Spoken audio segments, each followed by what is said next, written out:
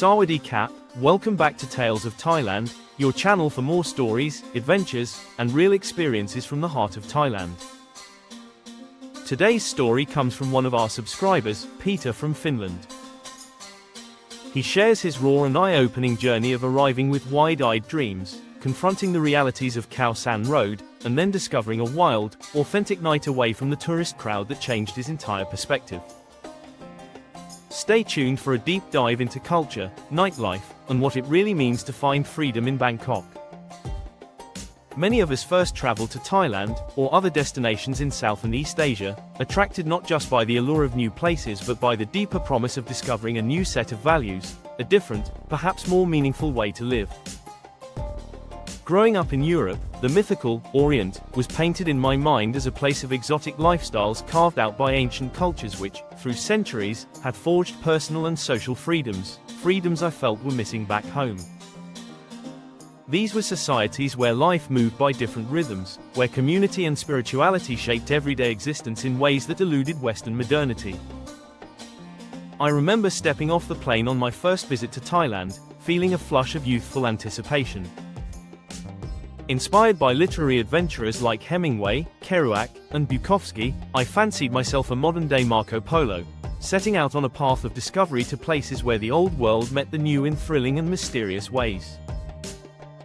That was years ago, when my body was lighter, my mind less burdened, and my heart full of naive hope. Now, after traveling extensively across Asia and having lived and worked in East Asia, the world looks different to me. Asia is no longer just a mystical land of endless possibilities, it is a continent defined by staggering contrasts. On one side, gleaming high-rises and booming markets, on the other, rural poverty and ancient traditions that resist modern pressures. Freedom and restriction coexist uneasily, the hustler's energy collides with deep social conservatism, and the gap between the rich and poor is a chasm you can see in every neighborhood. Gone are the romantic daydreams, that Garland-esque image of discovery where the traveler's journey was something pure and novel. Today, I spend most of my time in what some call the Sukhumvit ghetto of Bangkok, the neon-lit, frenetic heart of the city's nightlife. I hardly venture beyond it anymore, though I know many would see my choices as problematic, especially from a Western feminist perspective. For me, Sukhumvit is where I find my rhythm. It's complex, contradictory, but undeniably alive. Yet, last night, I let curiosity lead me beyond my usual haunts. I decided to revisit Khao San Road, the famed center of the alternative lifestyle. What greeted me was something I could hardly believe, a caricature of freedom, a theme park of ersatz happiness. If a sociologist were watching, they might describe it as a simulacrum, a copy with no original, the hyperreal version of freedom and alternative culture. Khao San is supposed to be the rejection of Western norms, a place where people seek authentic community rather than shallow society. But what it really is now is a rigid performance, a set of unspoken rules and costumes you have to wear to belong. Follow the script, wear the right clothes, drink the right beers, eat the right food, and you are cool and free. Step outside those lines and you become the square, straight-laced, limited, disconnected. The most obvious sign of this conformity is the dress code. Nearly everyone sports the same uniform, guys in three-quarter-length linen shorts or pants, women in fluttering cheesecloth skirts or wispy kaftans that look like they were lifted straight from a Peter, Paul, and Mary concert. Surf brand t-shirts or those ridiculous, Cambodia, Danger Mines, shirts seem to be the unofficial badge of the traveler. There's youthfulness in some of the college kids' naivety, but many older visitors appear absurd, middle-aged, bald men dressed like extras from a poorly produced beach movie, pretending to be alternative and hip. I came straight from dinner with Thai friends, dressed respectfully in chinos, a neat shirt, and brogues, only to be met with scorn. I was baffled. Wasn't I the one showing respect for local cultures? Yet on KSR, if your hair isn't braided or your arms tattooed with tribal symbols, you are a tourist in disguise. But what disturbed me the most was watching consumerism masquerade as rebellion.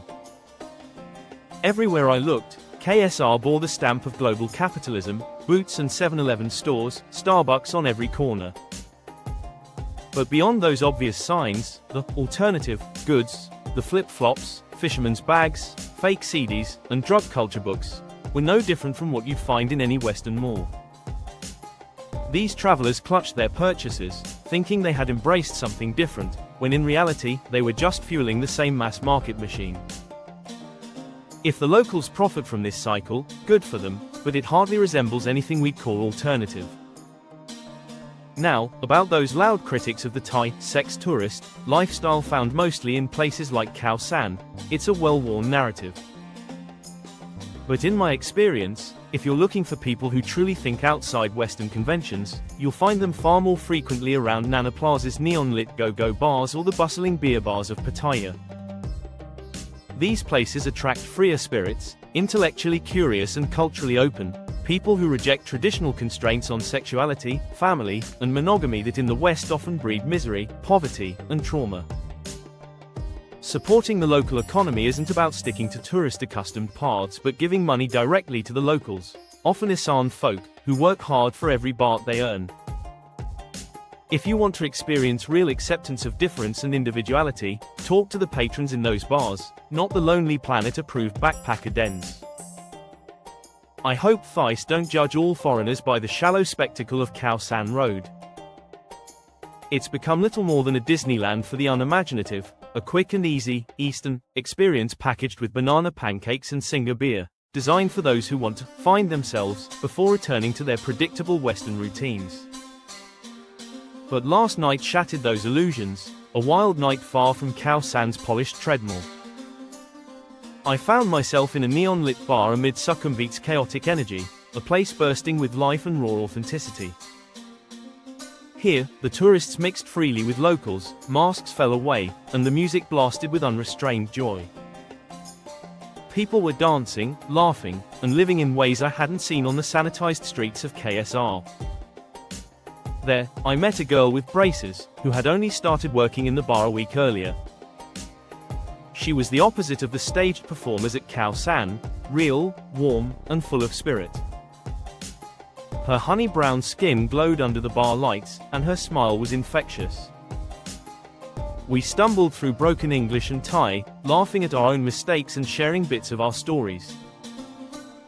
She told me about her journey from a small Isan village, her dreams, and the harsh realities of surviving the city's nightlife grind.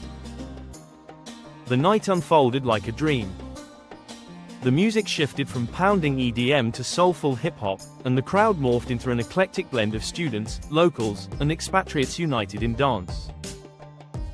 An elderly Thai man moonwalked effortlessly, while university kids cheered and danced with abandon. The whole scene was a vibrant mosaic, far removed from the prefab scene of KSR. I danced alongside them, shedding my tourist facade and losing myself in the music. When the bar finally closed, she led me through glowing backstreets, past cramped food stalls where the air was thick with spices and smoke. We sat on plastic stools, eating spicy grilled pork skewers and drinking lukewarm Chang beers. She spoke candidly about her life, the hopes, struggles, and relentless work ethic that defined her days. Her vitality and laughter illuminated the night despite the hardships she faced. We wrapped the night at a nightclub, long past the reasonable hour when Khao San Road would have fallen silent. Here, I saw a side of Bangkok true to its nickname, the City of Angels, raw, wild, messy, and beautiful. It was a stark contrast to KSR's sanitized alternative, a reminder that real freedom lives in moments of vivid humanity, unpolished and brimming with life. That night altered my understanding of this city, not as a place to be superficially consumed but as a living, breathing mosaic of stories and struggles. It taught me that freedom isn't a dress code or a tourist checklist. It's found in those spontaneous moments of connection, laughter, and courage to be one's true self amid chaos and contradiction. Thanks for joining us here on Tales of Thailand to hear Peter's vivid story of discovery, disillusionment, and unexpected freedom in Bangkok. What do you think? Have you had moments where your travel dreams clashed with reality? Or maybe a night that changed the way you see a place. Drop your thoughts and experiences in the comments below. If you enjoyed this story, please hit like, subscribe, and ring the bell so you don't miss our next adventure here from Thailand. Sawadee Kap, and see you next time.